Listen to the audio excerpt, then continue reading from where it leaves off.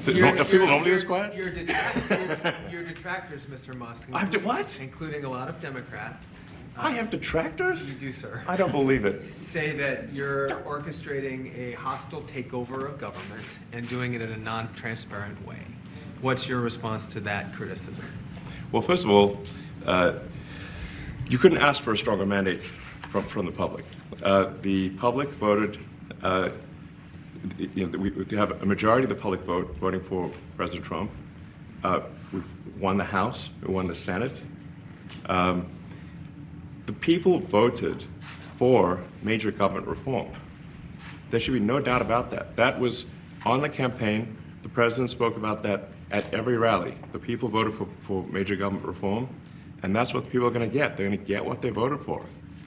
And a lot of times, people that don't get what they voted for, but in this presidency, they are going to get what they voted for. And that's what democracy is all about. Now, the question was, what's your response to detractors that say you're orchestrating a hostile takeover of the government and doing so in a non-transparent way? Nothing about whether or not people are going to get what they voted for, which is apparently higher prices, fewer jobs, international hostility, and tax breaks for billionaires. You said on X that an example of the fraud that you have cited was $50 million of condoms was sent to Gaza. But after fact-check this, it apparently Gaza in Mozambique, and the program was to protect them against HIV. So can you correct the statements? It wasn't sent to Hamas, actually. It was sent to Mozambique, which makes sense why condoms was sent there. Yeah. And how can we make sure that all the statements that you said were correct, so we can trust what you say? Well, first of all, some of the things that I say will be incorrect and should be corrected. So nobody's going to bat 1,000. I mean, we will make mistakes, but we'll act quickly to correct any mistakes. I'm not sure we should be sending $50 million worth of condoms to anywhere, frankly. I'm not sure that's something Americans would be really excited about. And that is really an enormous number of condoms, if you think about it. But if it went to Mozambique instead of Gaza, I'm like, okay, that's not as bad, but still, why are we doing that? So the guy that was put in place to invade nearly all of our government's agencies in a very non-transparent way so that he can tell us anything he feels like, admitted that he'll be wrong because no one can bat 1,000. So if he struck out about confusing the Gaza Strip of Palestine with Gaza province of Mozambique, why should we trust his goofy ass with secretly scouring through Americans' private information and access to our money and programs? And since we're talking baseball, no MLB team would trust the guy with the worst batting average in the majors to pinch hit with the game on the line. So why do these thieves expect Americans to trust Elon, who swings at pitches in the dirt and calls them home runs? It might be because Donald Trump wants to eliminate the umpires. Some of the things that we found, which are shocking, billions and billions of dollars in waste, fraud, and abuse. And I think it's very important. And that's one of the reasons I got elected. I said, we're going to do that. Nobody had any idea it was that bad, that sick, and that corrupt. And it seems hard to believe that judges want to try and stop us from looking for corruption, especially when we found hundreds of millions of dollars worth, much more than that, in just a short period of time. And we want to weed out the corruption. And it seems hard to believe that a judge could say, we don't want you to do that. Well, so maybe we have to look at the judges, because that's a very serious, I think it's a very serious violation. The guy's admittedly clueless about the unconstitutional actions that he's taking.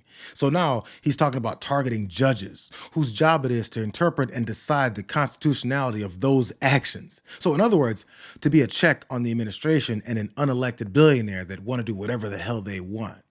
But these two figure that as long as they keep saying that they're working within a democracy, no one will notice all the fascism that they keep pushing. If there's not a good feedback loop from the people to the government, and if you have rule of the bureaucrat, if the bureaucracy is in charge, and then what meaning does democracy actually have?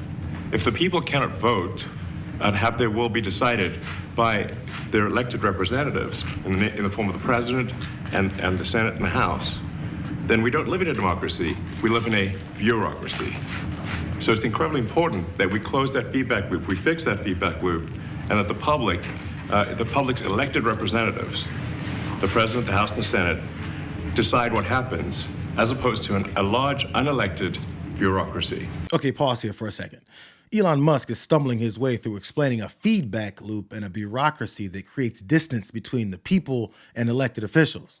All this while ignoring the glaring fact that he's an unelected oligarch that's relaying to the people a bunch of unverified findings, while hiding all the financial interests that he's got in deciding where our money is spent. The people that blindly support him are willing to overlook his consistent disdain for the powers of our elected legislators simply because he claims to be an honest actor, whose feedback loop to the people that support him was to themselves in the face because he's willing to go to war with them if they keep on with all that annoying feedback. But you can't have an autonomous federal bureaucracy. You have to have one that is responsive to the people.